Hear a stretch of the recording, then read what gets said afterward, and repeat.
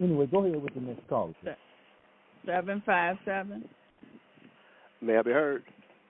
Yes, you Yes, can. sir. Better love. Better love, better love.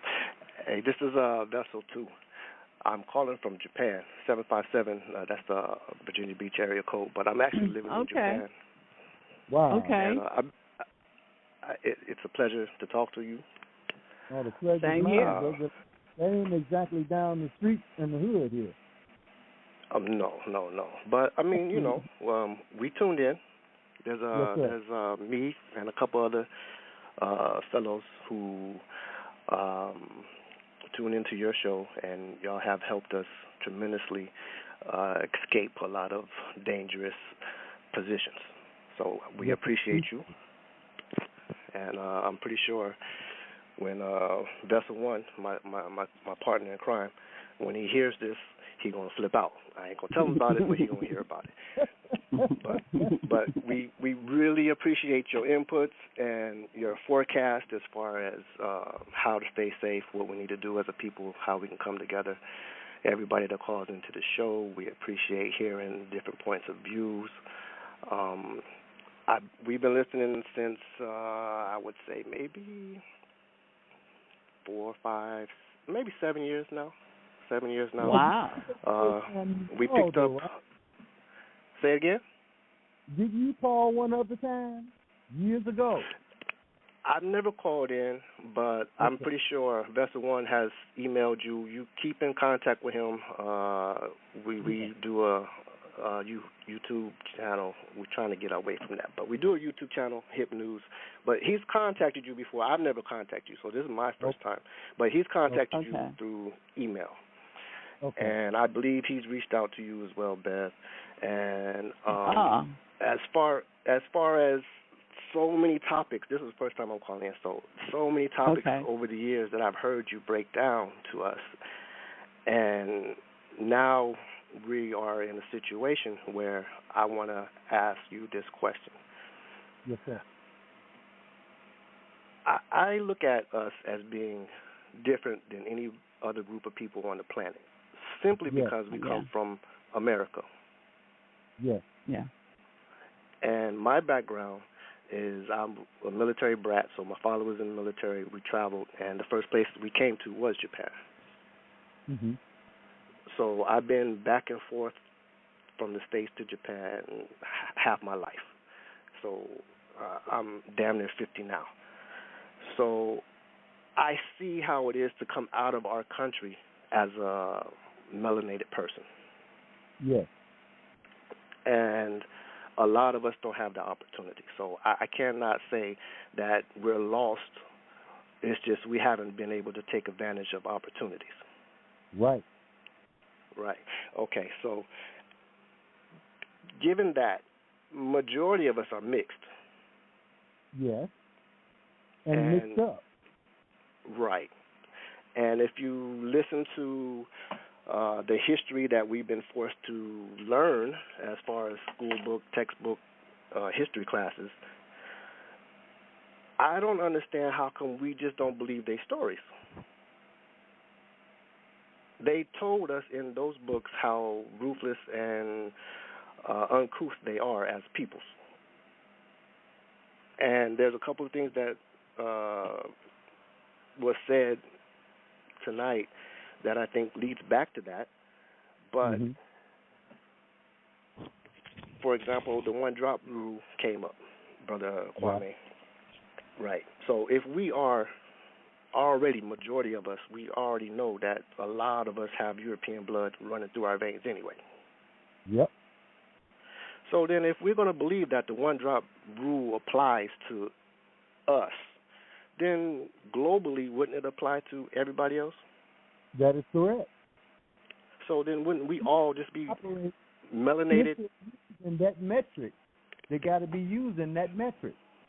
I'm sure in Japan, you've seen mixed black and Japanese little girls and boys. They are not treated the same in Japan as what we would probably consider full-blooded Japanese, right? Correct. They're considered non-Japanese for the most part. Yeah, that's it. Right. And I can kind of understand it because the percentage of foreigners in this country is like not even 2%. It's like less than 1.5%. You can't break in Japan. If you go to Japan and say you want some free stuff, what do you have coming? Oh, well, see, Japan is, to me, it's special because as a foreigner, we can get away with a lot, but we're not going to get away with the unimaginable. But we do get away with a lot of things culturally. They don't treat us as a Japanese person. But Japan is a very strict country when it comes to rules. So if it's in rule, if it's written down somewhere, then they're going to follow the rule regardless. Yes. So you're correct. That is very oriented towards justice. Right. But they're not really honest about what goes on in Japan. Of course not. Nobody is. Correct. You're sitting in the profound capital of the world called America. Right. Right. America going to admit that? What I don't understand is we have Americans usually have a small worldview. But if Europeans are the smallest numbers on the planet, then why are we willingly just following their lead? I don't understand that part. Yeah. Correct. I get that. But it's also... Let me add this to you. I often say this, and I don't mean it to be malicious. It's just historical fact. There's nothing in the history of the planet that is killed like white people.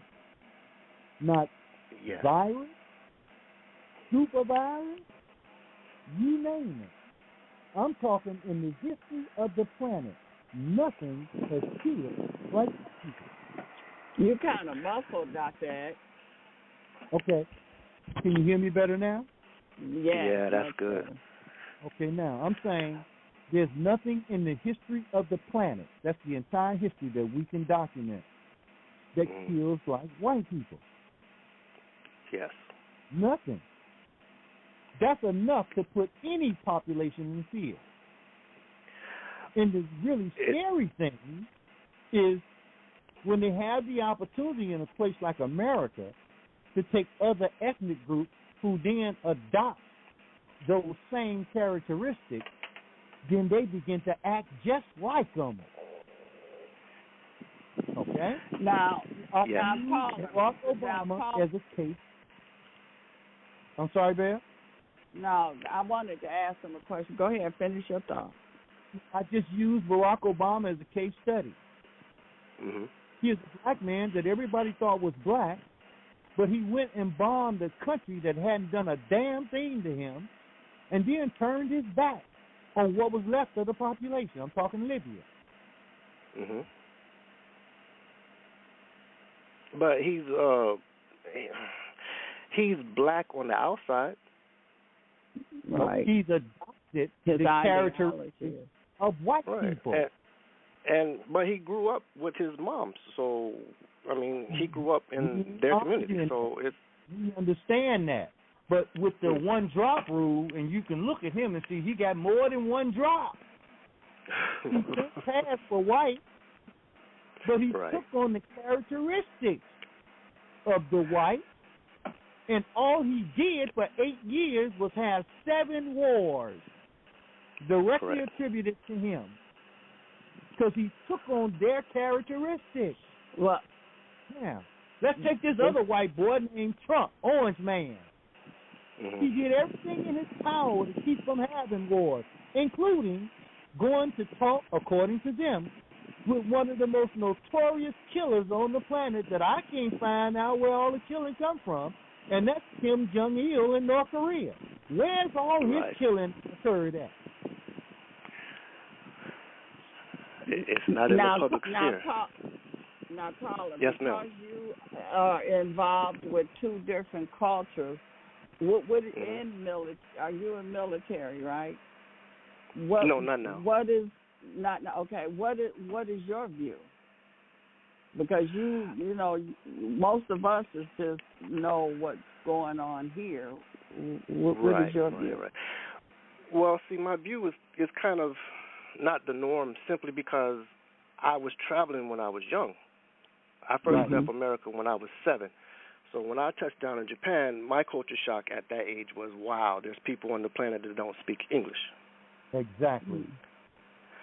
So I would say my point of view now is every country's following America for the most part. Now you have, I would guess, the lead way would be to the BRICS, where they're trying to get away from the American lead. But those countries who have fallen under the American thumb, which is mostly melanated countries, all of those countries are not running on a natural system according to their customs. Right. But they all have one common thing that kind of makes all of them similar, is majority of the leaders or the people themselves are kind of addicted to, I don't like to use the word white, but addicted to European values in the sense of trying to be closer to them in order to win the prize. Japanese women taking the slant out of their eyes, running around with blonde hair. Yes. It happens, but I mean, it's just not an American thing where the people are crazy when it comes to what they would do to alongside themselves with the European. It's global. So when you're hollering this white supremacist, you have to kind of come out of America to see it. It's one thing to be under the thumb, directly under the thumb, but once you come out of America and you run into people, for example, I work with Africans. I work with Jamaicans. I'm the only American, but I'm Cherokee, so I don't even claim to be black. I don't claim to be African American. I just straight up say I'm from America, I'm Native American, I'm Cherokee. Right. And their eyes just bug out their head because they're looking at me like a black American. Now they don't know how to talk to me. But they've already seen me as somebody who either, if they can't use me right off the bat, then I'm useless. Because my culture, their culture, whatever the case may be, I've been, like I said, in Japan a long time. So I've met a lot of Nigerians, which is the mainstay here. There's a lot of Nigerians. And, they do seem to be able to get out of Africa unlike any other African people. Ain't that interesting? Followed by the return, year of the return, Ghanese is massive here, and then you have Cameroon. Then you have a couple Kenyans running around here, but that's pretty much it. But each group is a different experience, and since the Nigerians have been here the longest, they have really captivated Japanese people when it comes to, I would say back in the 90s anyway. They took our culture, which was the hip-hop culture at the time, and they were able to claim to be American. And they were able to get married. One thing, they was able to get married because they claimed to be Americans, and then as soon as they turned in the paperwork, it was too late because most of the time the lady was already pregnant. And then once they got the visas, they started telling people they were American, and then they was able to open up clothing stores with nothing but hip-hop clothes in them. They was opening up bars with hip-hop music and clubs. So they dominated that field. And I remember in the 90s looking at little Japanese youth running around with their pants on backwards, imitating Chris Cross and with the baggy pants and the whole bit. It still happens. But where did that come from? Where did they get their overall view of what comprised African Americans? That's the problem. Is our image is being broadcasted out of America, but we have a large amount of Americans in Japan, military-wise. Yes. So back in the day when we would go to the clubs, this is the conflict. We would go to the clubs, and it would be a lot of Nigerians at the time in the club, and it'd be a lot of us in the club. They playing our music. Most of the people who are in the club is us, as far as Americans is concerned. And almost every weekend, it would be a fight between the Americans and the Nigerians, simply because of the different ways we would approach women. Yes. And it took years for them to understand you just can't gorilla pimp a girl, and you can't talk to a girl standing next to another brother when he's talking to that girl, you trying to sideswipe her from the left, and he's on the right. You know, it just took them a long time to figure it out. But I would always ask them, you know, what do you think about Americans? And 9 out of 10 of them, they would always say, y'all are spoiled. And I would say, okay, well, we're in the same country, so how are we spoiled? And the answer usually will come back to, well, you're American, your passport is golden, and you don't take advantage of your travel rights. Yeah. Mm-hmm. That's because of the dominance of the U.S. government and its financial system to basically strong-arm these other countries in terms of how they treated Americans. If you did something to an American and they went to the embassy, man, there was nowhere you could go where they wasn't going to get you. You see, that's a large part of and your passport is worth money. What'd you say, Bear? Yes. And the passport is money. Yes. Of course it is, but it's the strong arm that America's financial system has over all these other countries. Right. That's the thing. You see it playing out all over the place. This is why they're in such flux about the BRICS. Because once the dollar loses its dominance, that means that America loses its dominance. Yes. So they think that the blacks here are spoiled. That's their view of us. It ain't just the blacks. It's Americans, period. No. No. I would say that they look at white people differently than we do, which is understandable because they didn't grow up around them. So I understand that. But they particularly look at us as lazy. They particularly look at us as beneath them.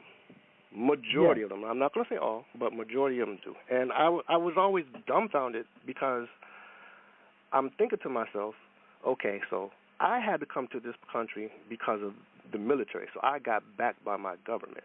You're supposed to be coming from a poor country. Who backs you? You mean the Nigerians? Who's funding you to be outside your country? I never looked at them as poor peoples. I always looked at them as people who were subjugated. Say again? They got a preferred card. It's almost as if they're de facto Americans because they've been given the thumbs up by America. Right. That's why a lot of them are allowed to come here. That's why I've tried to tell people about the distinction between Africans in the aggregate as opposed to Africans who have been allowed to immigrate here. Correct. Yes, it's so, a big difference. They don't. The ones who are imitate us, but they are imitating us. Correct.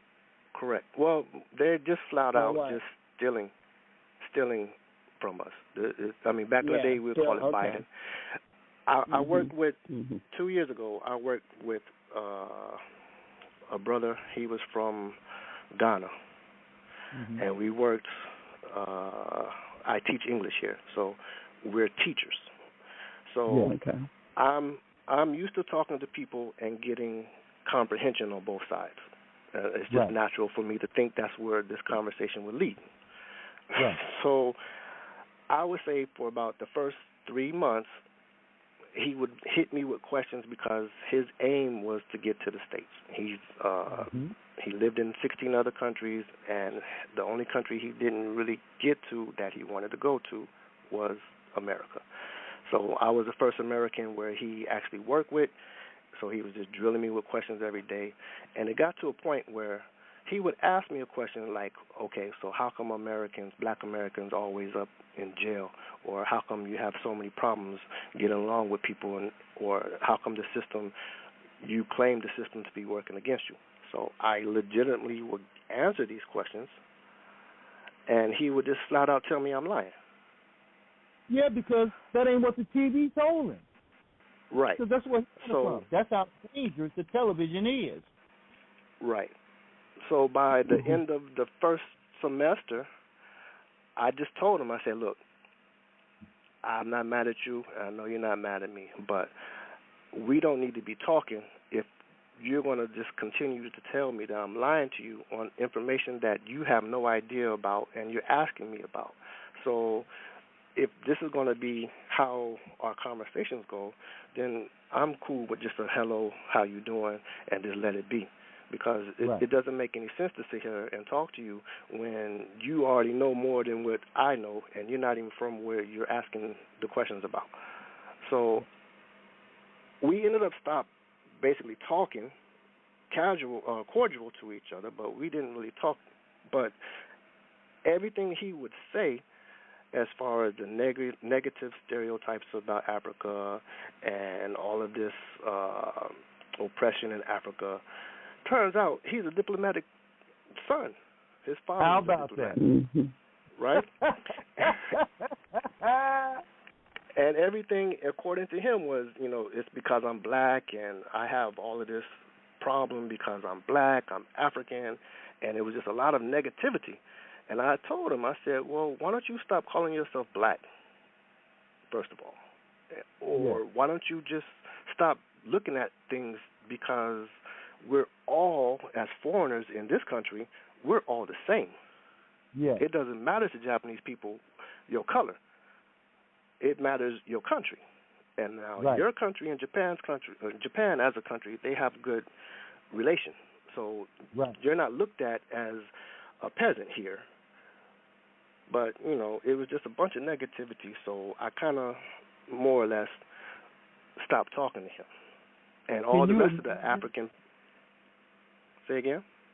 No, I was just going to ask you, can you imagine being from this country and going to, say, India?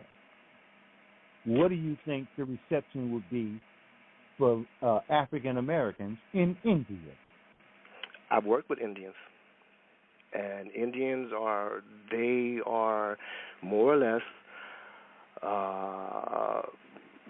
melanated, white-minded people. Bingo. And they don't have a problem tearing down their own at all. I've had some of those conversations with the Indians, just as you have. And the thing that I notice is they've incorporated the caste system to the point where it will take several more generations and a whole lot of more education to get them out of that mindset. And they can't explain it. So you know what they think about us. Right. Yeah. They can't explain the caste system. I've asked them straight up. Yeah. I was like, explain to me how this works. I mean, because to us, we have reasons why we don't like people generally, but you have a whole system implanted that tells you who you can like and who you can't. So can you explain that to me? This culture is almost tribal in nature, because you've got whole families, thousands of people who are like, for instance, the Patels, and they all vibrate with each other. It's just based on the fact that you got that same last name. You are part of that group. Right. And I had to tell an Indian coworker, they're very prideful people, which I get it. You made it out your country, and most of them are in the IT positions. So at the time I was working in an IT position, and I had to tell the coworker, I was like, look, if it wasn't for America not wanting the melanated people in our country to prosper, then you would have never got the training to understand this IT stuff at all. Right. And he looked at me and he was like, well, I can't argue with that. And he said, you're right. Well, Norm, see, this is the problem that you'll find in every culture on this planet. When you go to another country, and this is why I get upset about the behavior that I see being illustrated by black people in this country, that somehow the way we are able to respond to certain stimulus is going to be the same everywhere you go, because as you stated earlier, most of the people in this country ain't been nowhere outside of their state. They may be lucky enough to go to another state. But when you go to another country, it changes your entire perspective. Because now you've got to adhere to cultural norms that you aren't used to. But you better learn to adapt to survive in many cases. Yeah, you're correct. You're correct. So on that note, I want to pose this question to you. Yes, sir. Being in America, every time I go back, it's like you put on a coat of armor, and you're thrown in the category where you're automatically put in the nigger category, basically. Yeah. And it doesn't matter your background. It doesn't matter how much you got in your pockets. It's just an automatic category you're getting thrown into. But with the rollout of the vaccines, I'm speaking anecdotally in my area now, where all of the Africans and the Jamaicans took the shot. Wow. I'm the only one that didn't. Wow. And I asked them, well, here's an example.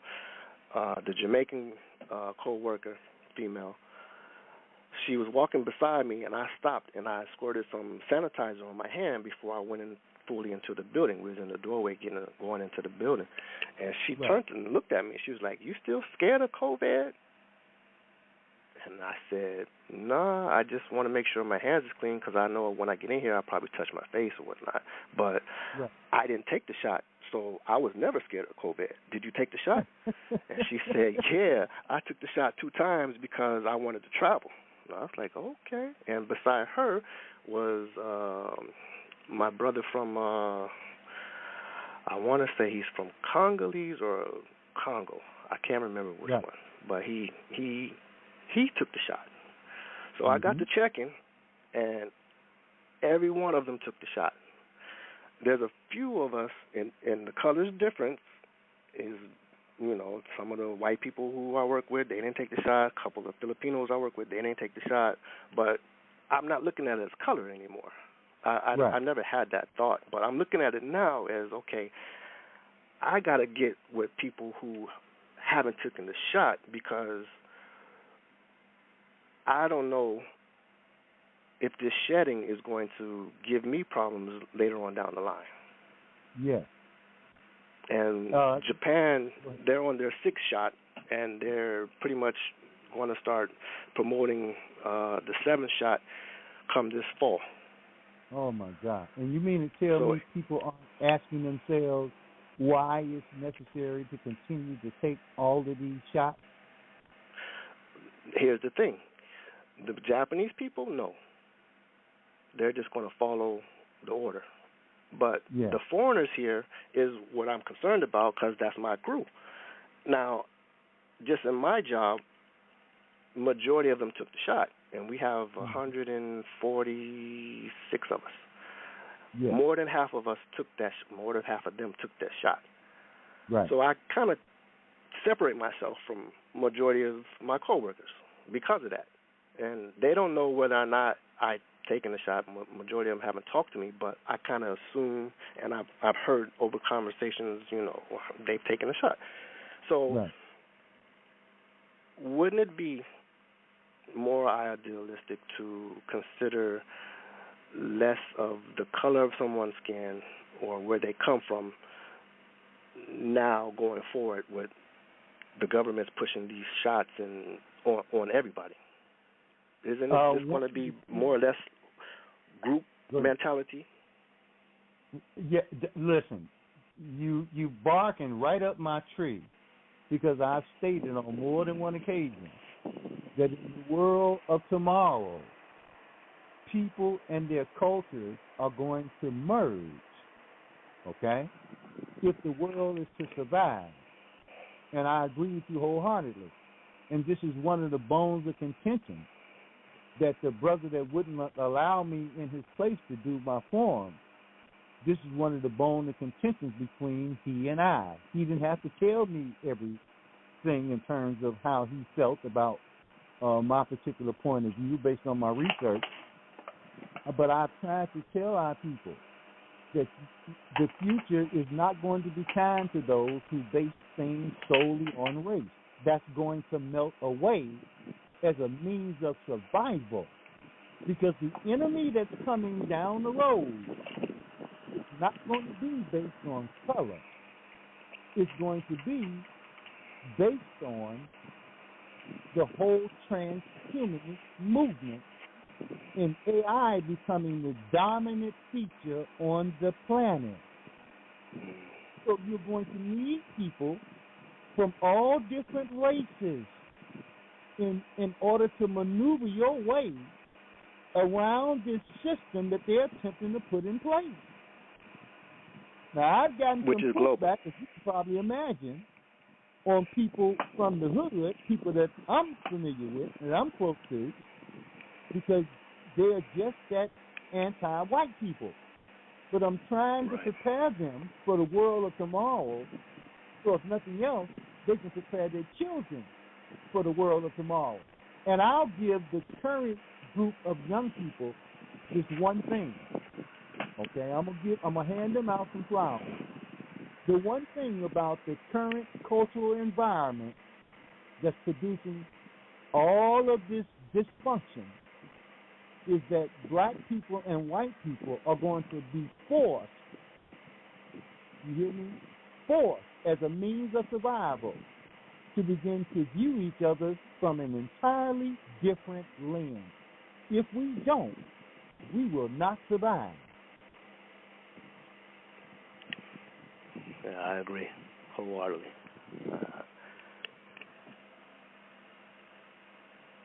That's a hard pill to swallow.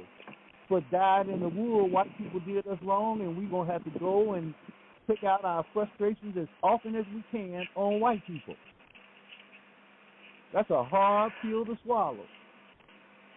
But it's I think it gets easier. Professor, try that word on for size. It's swallowable. Swallowable. I think it's easier the more you travel. And as we stated, majority of us don't really travel outside the country. But as a melanated person coming out of America, once you touch down in anybody's country, the reception most of the time is beyond great. Yes. Because we're looked at different as an Americans. We're looked at as the seasoning instead of the blandness. It's like in Japan, you can be very close to a Michael Jordan. Yes. It's very. Go ahead, my brother. They have the mentality where they don't really talk about their history, and the younger generation now, they have grown up literally on hip hop music. Yes. So if you ask any of the younger high school students, junior high school students, elementary school students, do you like to dance? All of them will say yes, and then you ask them what kind of dance do you like to do, and most of them are going to say pop locking or hip-hop dance.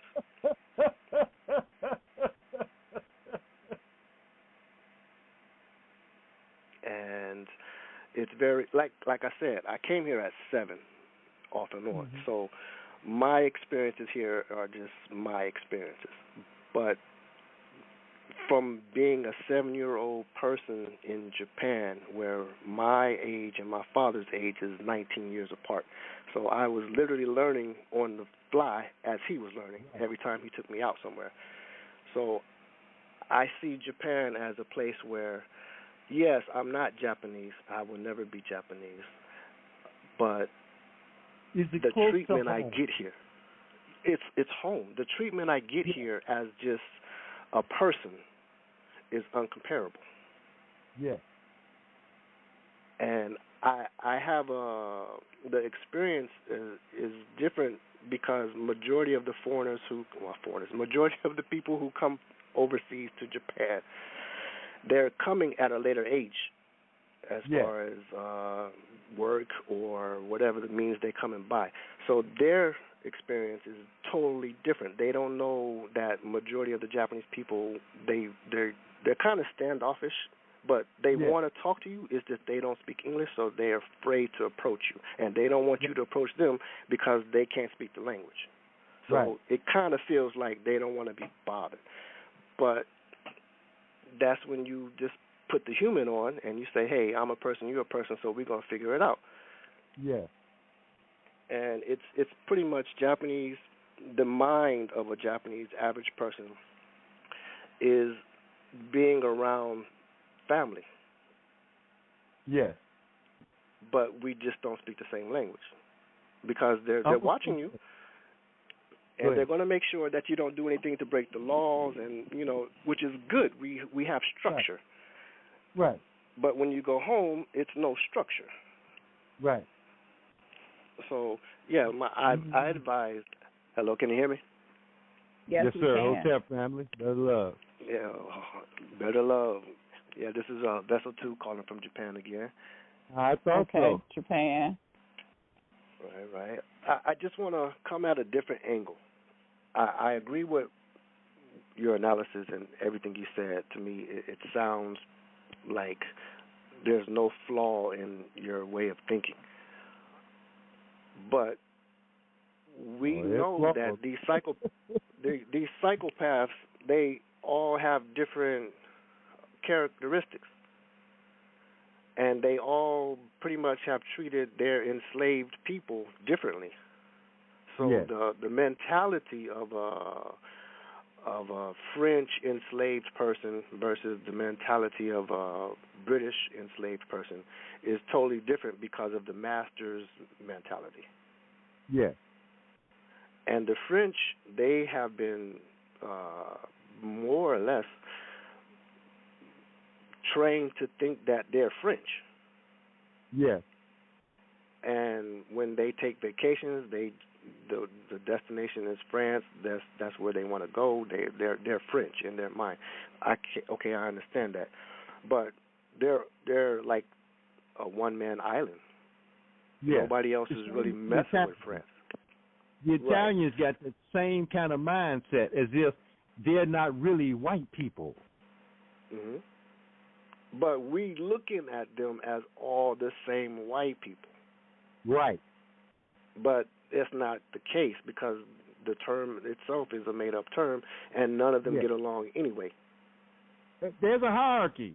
There's been a hierarchy in white world for a long, long time, hundreds of years, led by the Germans. They're the most feared group of white people on the planet. Right. And the Germans landed after the war, basically landed in the Americas. Exactly. And NASA is nothing but their organization. That is correct. So with that being the case, the disconnect that we have as black people, melanated people, Africans, African Americans, is we have our enslaved master mind to where we have no connection with anybody else. Okay. Hello? They intentionally separated us so that way we can't come together and have the same thinking. I'm in Japan, so everybody pretty much has the same thinking because they're forced to be together. Yes, they're homogenous, yes. Right. We are so separated that... It's Bible, huh? Yes. We're so separated that we don't even consider the people who look like us across the pond to be related to us, other than it's been forced down our throat that we should accept that they are us. Yes. And I was talking to a coworker I mentioned yesterday. He's from Congolese, and I was asking him, what is the beef between the British speaking Congolese and French speaking Congolese? And he said we all have European minds because that's the education, but it's the language. But everybody speaks the same languages. They all speak French, English, and their mother tongues. Correct. But the French are the ones who, the French speakers are the ones who are adamant of just staying glued to France. Right. And the British part of the speaking crowd, they don't want to be associated with them because they can see that going on their side is not going to get them anything but other than what France wants them to have. Right. But they don't have any financial backing from the British side. You're trying to what you're describing is a mess. Exactly. But then you can correlate that to how America is set up. Mm-hmm. Because everybody in America is pretty much in their own little cliques, in their own groups. But it's That's only... Go ahead. That's why we got 50 states. That's why we got the states all cut up. Go ahead with your thoughts. Go ahead. You're correct. But we're the only ones who can't come together because we were trained to think that being separate from each other is the safest place to be. Yes. And it's only until we are forced to come together where things are going to work out in our favor. Yes. And that's only during times of turmoil. There's only been one time in my lifetime where I've seen that occur outside of the military. In the military, and I know you know this, the blacks, at least when I was in there, they were extremely close to each other. So much so that you see the dapping that's going on today by a lot of the kids and the athletes and that kind of thing. That came out of the military, particularly during the Vietnam era, where the brothers, in recognizing that there was a commonality between all of us, no matter which state we came from in this country, you gave each other dap as a sign of the brotherhood because we knew we were up against it in the military. Right. And if you wasn't close enough, you nod your head. Absolutely. Yes. It was mandatory. But that I believe that is the part about America which by design they couldn't have all of us join the military, because if they would have had all of us join the military as citizens, then we wouldn't fall for the okie doke about this person's different just because of skin color. Correct. And other countries, it's mandatory for them to go to the military. Correct. So we have this argument that I continue to hear about socialism this and communism this, but in America, the biggest socialist group is the military. Yes. And when I was there, I had nothing to worry about other than when I get off this clock, what am I going to do in my leisure time? Right. But if you tell somebody that my job takes care of everything that I need and I don't have to worry about nothing, and you don't say you was in the military, somebody would say you living good. Yes. But that's living under socialism. Correct. So that's like you can't tell me that socialism. Right. You can't tell me socialism doesn't work when it works, because only 6% of the military, only 6% of Americans have actually joined the military. But what you're talking about is an authoritarian system. Correct. And you really have no rights under the Uniform Code of Military Justice. None at all. You do what you're told, you go where you're told, you shut your mouth, or you end up in prison. Correct. and majority of the Africans, they don't have fight in them because it's not naturally where they coming from. They don't have any animosity towards each other, so they don't build any fighting mechanisms right off the bat as soon as somebody come at you sideways. They don't have that issue. we have that issue because we grew up in a violent circumstance. Yeah, unless you come from the African country where Islam is practiced. Right. They will fight. You can go to Nigeria and ask them. Ask them Christians. Them Muslims will fight your ass tooth and nail. Mm-hmm. Go to Sudan and ask them. But that's a different mastered mind. The Arabs, their mentality is different, so it makes sense. That is correct. But that is so that's the cultural part of this thing, okay? That we can't overlook that, because that's what gives you your orientation towards how you're going to respond to almost anything, your religious belief system. Mm-hmm. Yeah, if you have one. Exactly. And most of the people in the military, in the U.S. military, while I'm talking about us, black people, while they would claim a particular religious perspective, they really don't have one. They don't practice one. And there were very few brothers that I've seen that went to church on a consistent basis while I was in the military. Me too. The military wasn't about church at all. I mean, it's a contradiction, in my opinion. I bet it was a lot of praying going on. Yeah, if you're out there in the bush, but, you know, in most circumstances, you ain't in that bush. If you just getting sent to another base, you ain't going to no church. Not at all. And it's crazy because my father was a Bible thumper. And wow. We started off, well, I had no choice in the matter. We started off as Christians, came to Japan in 1980, and we stayed 3 years. By the time we left, my father was a Buddhist. Wow. So I remember going to the Buddhist meetings, learning how to chant in Japanese and whatnot, and sitting down, not understanding anything, but I was there. I remember that.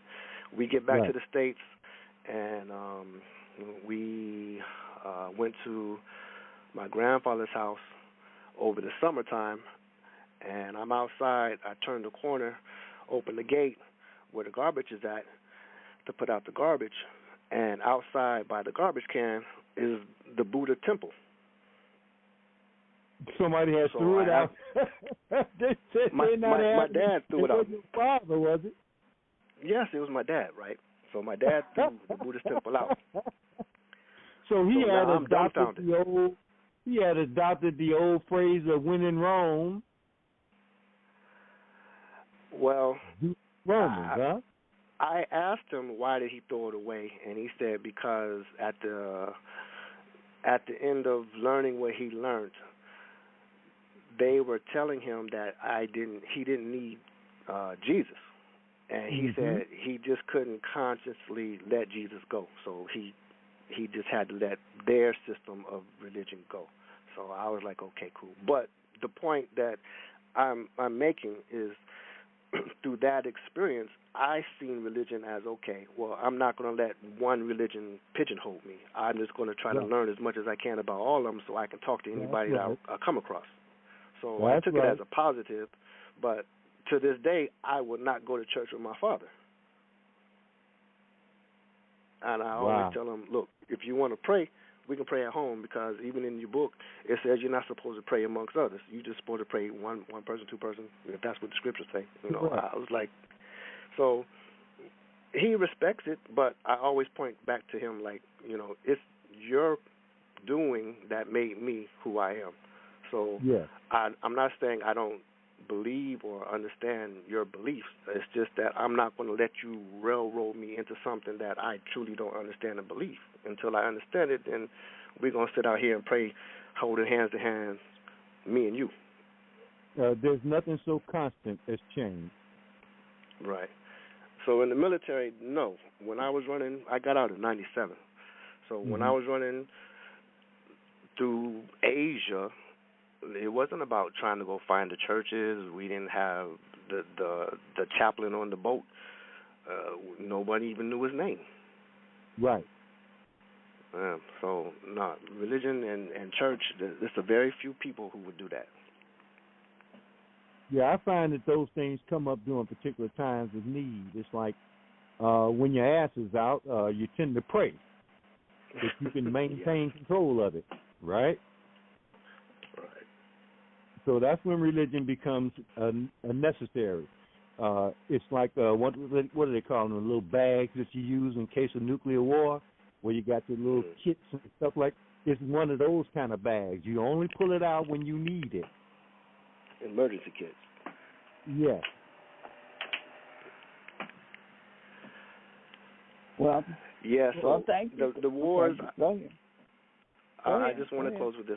The wars that is jumping off around the world now, I agree with you. I for a long time myself too. I didn't like my country, and coming out of my country, visually seeing Asia, it just disturbed me, and I couldn't really take being an American.